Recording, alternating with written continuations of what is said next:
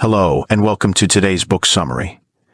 We're delving into The Situation Room, the inside story of presidents in crisis.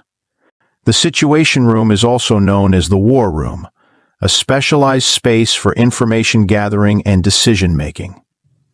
You might be familiar with CNN's popular evening news program called The Situation Room, which comments on political hot topics and often features high-ranking government officials.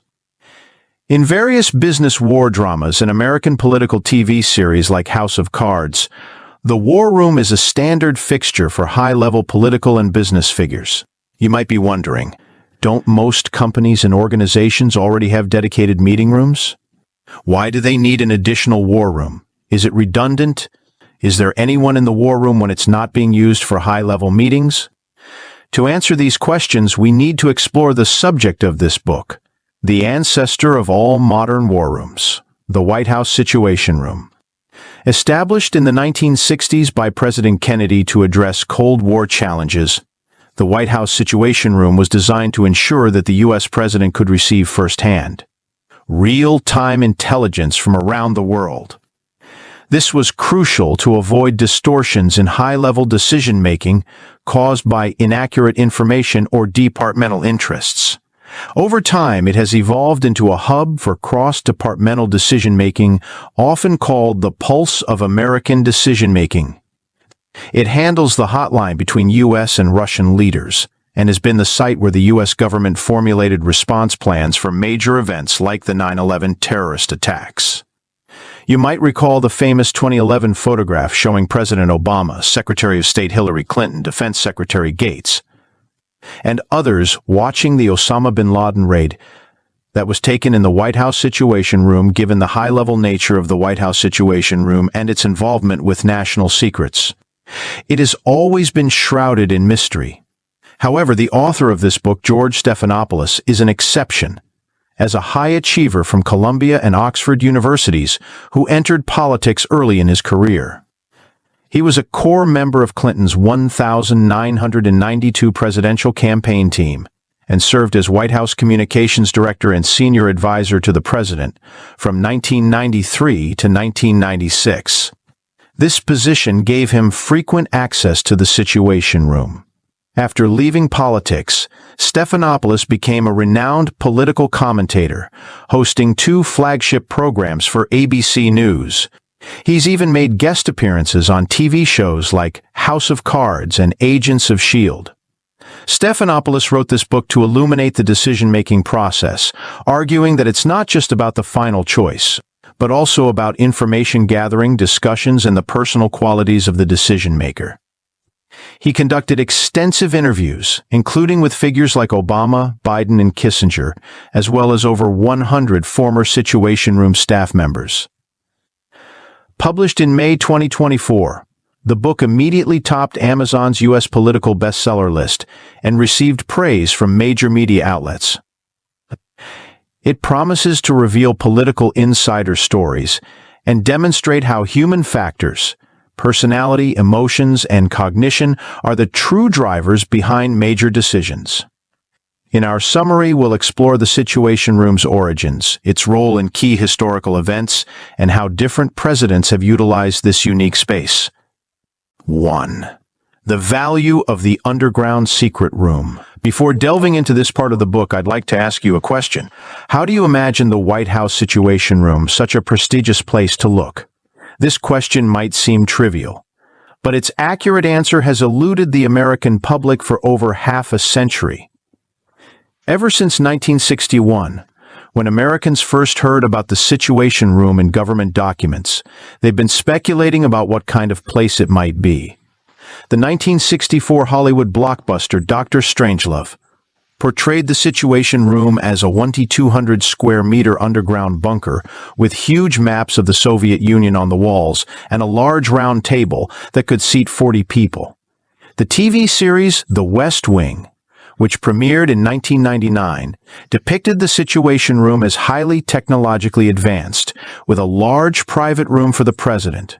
In general, people imagined it to be spacious, with comprehensive communication facilities, all revolving around the U.S. president. However, the author Stephanopoulos reveals that the real White House Situation Room is far less impressive. It's located beneath the government offices in the West Wing of the White House, next to the staff cafeteria. The main conference room is only 30 square meters. Besides the conference room, there's a small archive room, a duty room, and a secretary's office, all quite small, with bookshelves and small square tables haphazardly arranged. The air in the Situation Room is very polluted because staff can smoke freely, and the president rarely comes here except when necessary. When President Kennedy first entered the Situation Room, he blurted out, "This is a pigsty." So the question arises, what use could such a rudimentary place serve? This brings us to the origins of the White House Situation Room. In the spring of 1961, President Kennedy's Air Force aide, Brigadier General McHugh, submitted a report stating that the world situation during the Cold War was unlike any other time in history. The nuclear weapons of both the U.S. and Soviet Union mounted on planes, warships, and missiles were incredibly numerous. Any small equipment or troop movement could be a harbinger of nuclear war, affecting America's survival. However, the U.S. government's previous decision-making system was built around key departments like the Department of Defense, State Department, and CIA. These departments each had their own intelligence networks and would filter first-hand information before submitting it to the White House. This process not only wasted time, but also mixed in departmental interests, potentially misleading the president. Therefore, the president needed to establish a situation room directly under the White House, staffed with dozens of young experts on 24-hour duty. U.S. military and diplomatic agencies overseas, upon discovering new movements of potential enemies, would send telegrams to the White House Situation Room immediately, in addition to reporting to their direct superiors. The experts in the Situation Room would then compile this information into briefings. In particularly urgent situations, they could directly call the president's office or even wake him up. The president would receive daily briefings from the Situation Room, giving him a clear overview of the situation. Kennedy initially had little reaction to McHugh's report. However, 10 days later, a major event occurred. The CIA-planned invasion of Cuba, known as the Bay of Pigs incident, ended in a disastrous failure. Throughout this process, Kennedy knew little about the invasion's location, troop strength, and equipment. CIA, State Department, and Defense Department experts had assured him that the operation was foolproof, but the result was a major embarrassment. Kennedy complained that he had been fooled by so-called experts. Since the president is the final decision-maker, he should control the decision-making process himself and not be led by subordinate agencies. Consequently, on April 30, 1961, Kennedy issued an order to establish the White House Situation Room. Engineers spent 2 weeks converting an underground bowling alley in the White House. This became the initial Situation Room. The author explains that while the Situation Room sounds like just a room, it actually has 3 pillars: location, personnel, and process. The location consists of the main conference room and 3 small offices mentioned earlier. They have no windows and are infested with cockroaches. But they are equipped with telegraph and telephone lines directly connected to key national institutions, overseas embassies and military bases, and even foreign leaders' residences. Top secret information from the CIA and State Department is sent here first, when the British Prime Minister or French President calls the White House. The call is first routed to the Situation Room before notifying the President. Later, as technology advanced, email and video conferencing systems were also installed in the Situation Room. The personnel of the White House Situation Room is also interesting. The president wanted to establish his own intelligence network, but obviously couldn't just post a job ad to recruit from society. Kennedy's strategy was to draw staff from the CIA, State Department, and Defense Intelligence Agency. He had these agencies compile a list of personnel, focusing on young, sharp-minded, and security-conscious mid-level analysts. The White House would then handpicked from this list, seconding them to the Situation Room for 2 years. These staff members, being junior and from different agencies, naturally couldn't form interest groups. This ensured that the information reaching the president wouldn't be concealed or distorted. Initially, there were over 40 such full-time Situation Room staff members, which has now increased to 130. Some are responsible for answering phones, some for compiling briefings, and others for monitoring global media and recording trending topics. Among them, the most special are the duty officers. Initially, there was only one duty officer in the White House Situation Room, which has now increased to 30. Their tasks, besides routine intelligence gathering and briefing writing, include calling people.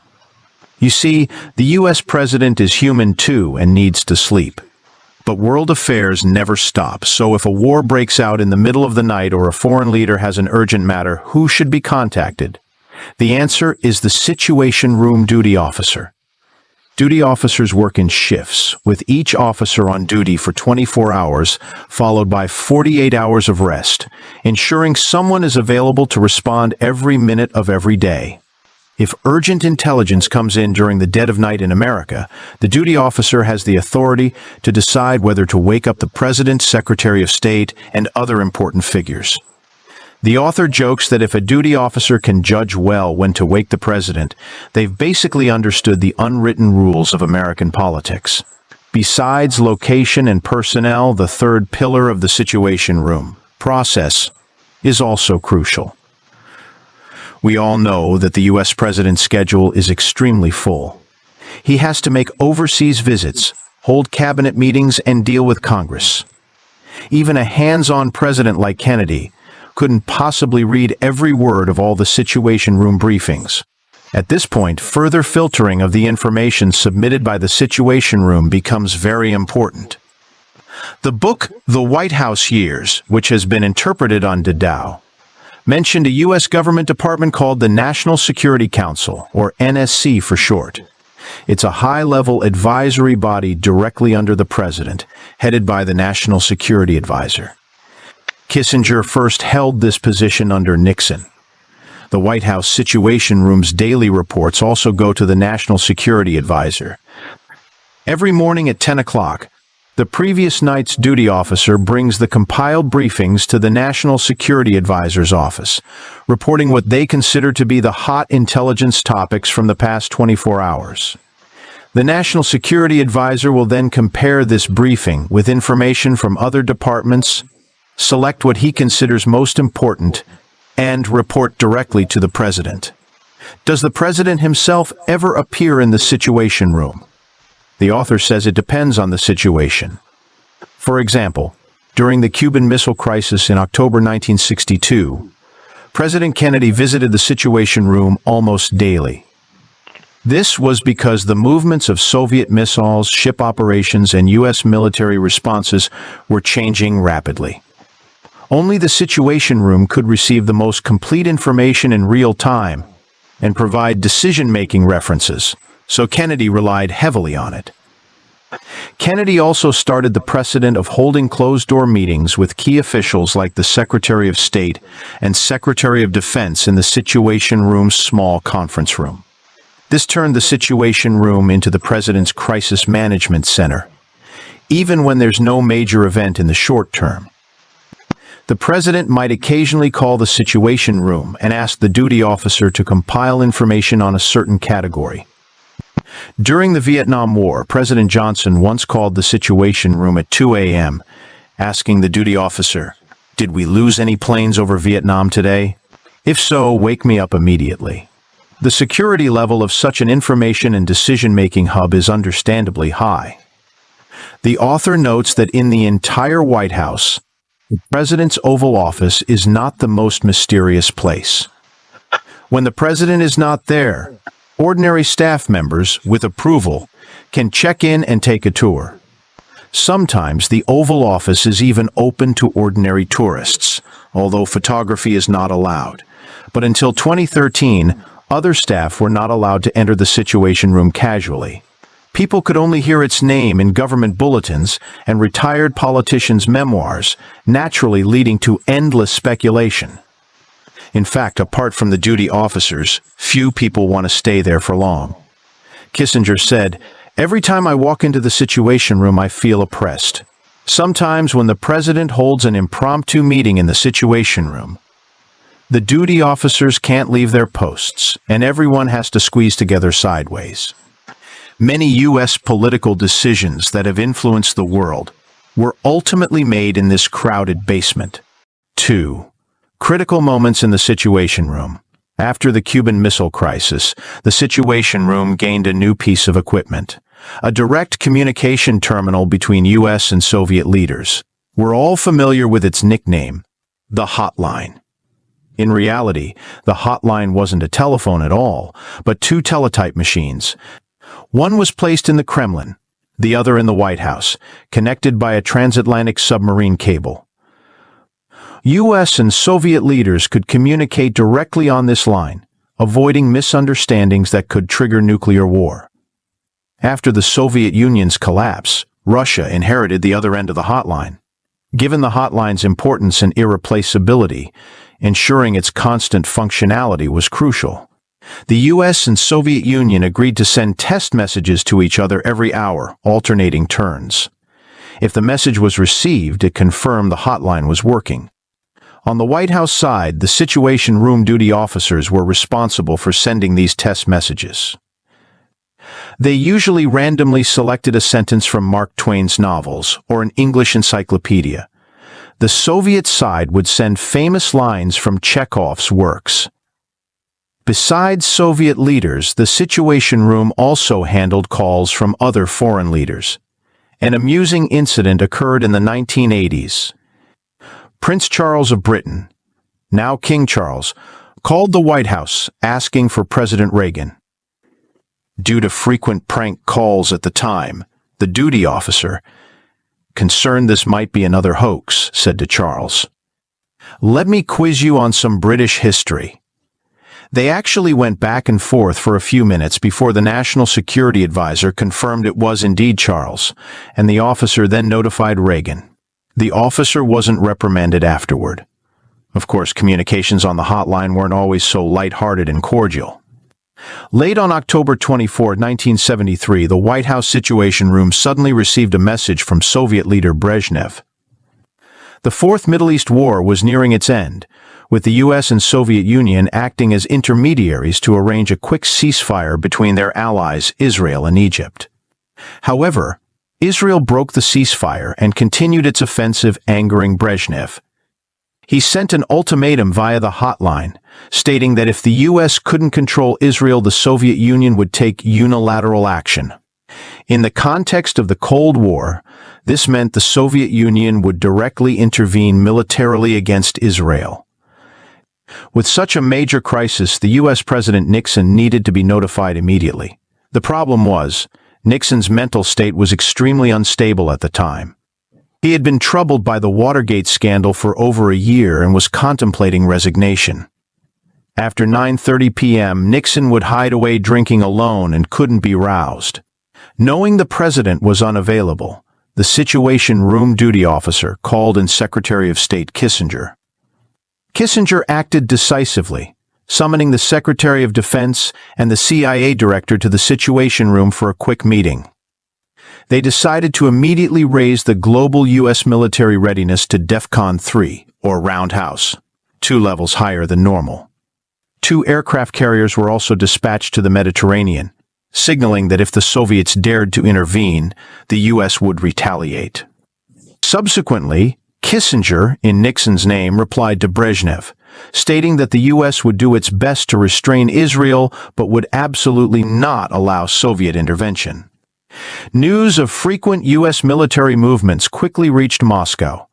Brezhnev, realizing that an actual conflict would be too costly, ordered restraint.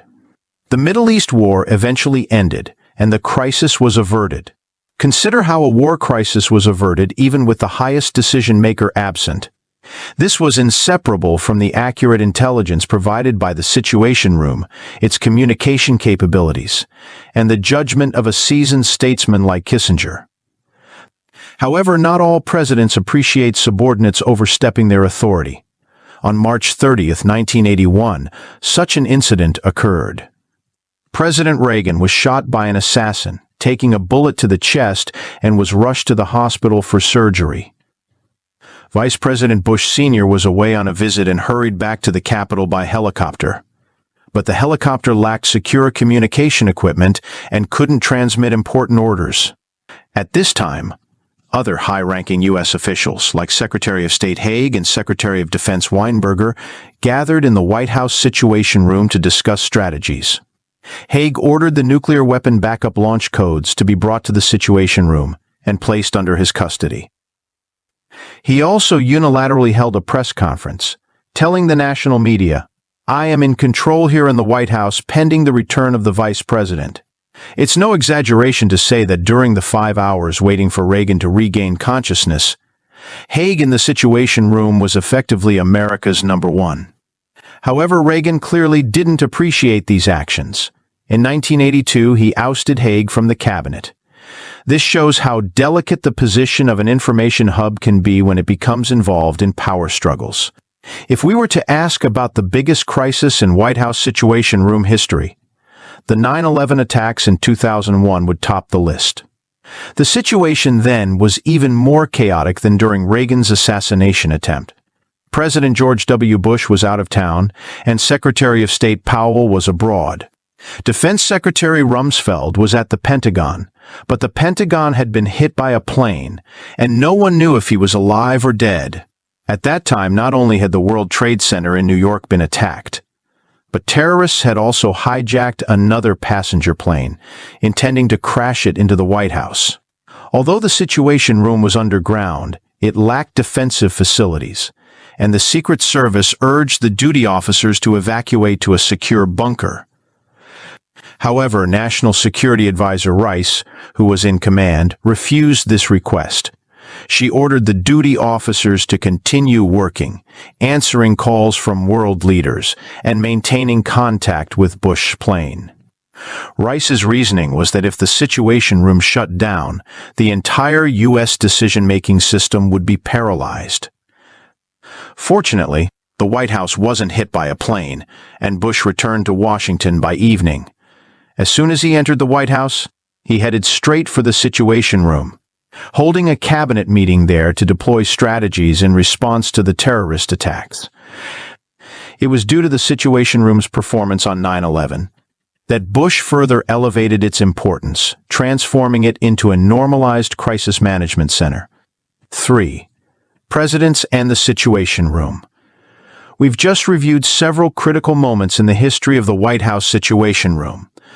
You might wonder, since Kennedy went to such lengths to create this specialized intelligence room, has it actually helped U.S. government decision-making?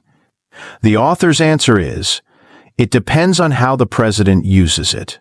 The U.S. president who relied most heavily on the Situation Room was Kennedy's successor, Lyndon B. Johnson. According to declassified U.S. government documents, Johnson often called the Situation Room at 1 or 2 in the morning, fearing he might miss some crucial intelligence. Sometimes, when he couldn't sleep at night, he would bring a chair from his bedroom to the Situation Room, sitting there all night reading briefings about the Vietnam War. Johnson also had the Defense Department create a sand table of Vietnam's terrain, which he placed in the Situation Room for constant study. Johnson's daughter told the author, "My father said the Situation Room was the closest place to the pulse of decision-making, closest to the truth."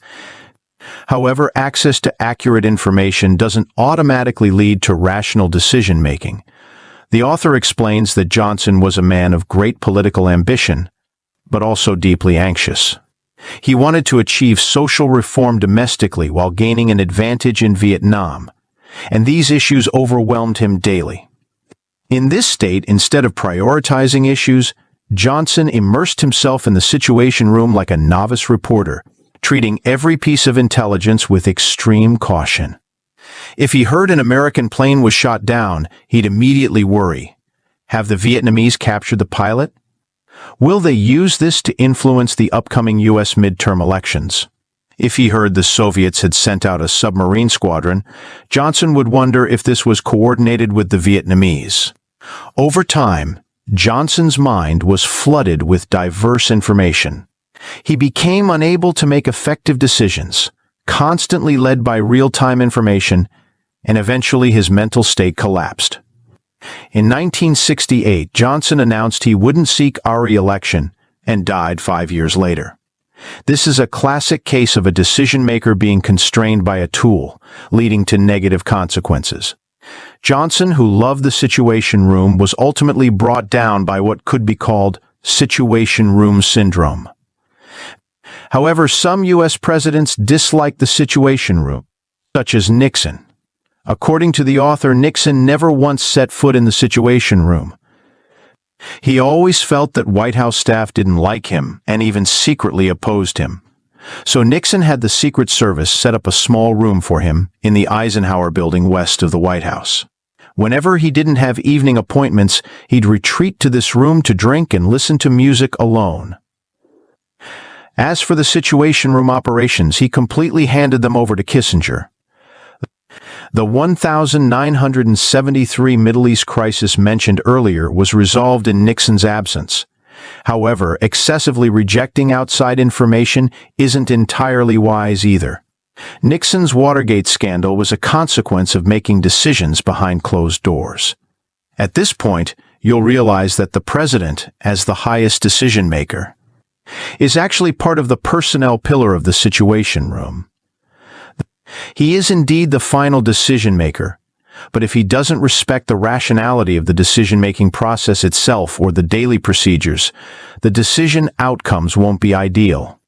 The author concludes that U.S. presidents who skillfully utilized the Situation Room, such as Reagan and Bush Sr., simultaneously strengthened all three pillars: location, personnel, and process. For instance, Reagan was the first to introduce email and video conferencing systems to the Situation Room. He also proposed shortening duty officers' shifts to 12 hours to ensure they remained sufficiently energetic. Bush Sr. established a crisis team mechanism. During the first Gulf War, he had the second-in-command from core departments like the NSC, Defense Department, and CIA hold daily joint meetings in the Situation Room, developing action strategies based on briefings compiled by duty officers, and reporting to him before evening. This new process significantly improved wartime decision-making efficiency. Conversely, although George W. Bush heavily relied on the Situation Room after 9/11, he paid little attention to daily briefings before that, neglecting the process. In the author's view, the 2011 operation to hunt down bin Laden is a classic example of the Situation Room playing a positive role in decision-making. The Obama administration's preparation for the entire operation lasted nearly 4 months. During that time, the decision-making group not only held daily meetings to understand the latest developments, but also created a miniature model of bin Laden's hideout. Using this model, they devised several alternative plans. More importantly, to ensure the operation's absolute secrecy, the decision-making group optimized the deliberation process. All documents were not distributed to irrelevant personnel and couldn't be taken out of the Situation Room. What we outsiders saw was Obama sitting with high-ranking government officials in front of a live broadcast screen, appearing confident. In fact, the Situation Room's help in optimizing decision-making was the key to success and the foundation of the entire operation. Conclusion: in 2023, the U.S. government spent $50 million on a comprehensive upgrade of the White House Situation Room facilities. Today, its conditions are obviously much better than in the Kennedy and Nixon eras. However, the author Stephanopoulos tells us that improving infrastructure only enhances the location element. To truly make good use of the Situation Room, attention must also be paid to personnel and processes. This principle actually applies to all decision-making. Every company, even every individual, can have their own unique Situation Room. utilizing advanced information and technological means to optimize decision-making effectiveness. But people shouldn't become slaves to tools. Respect for management principles and awareness of personal strengths and weaknesses are the true paths to rational decision-making.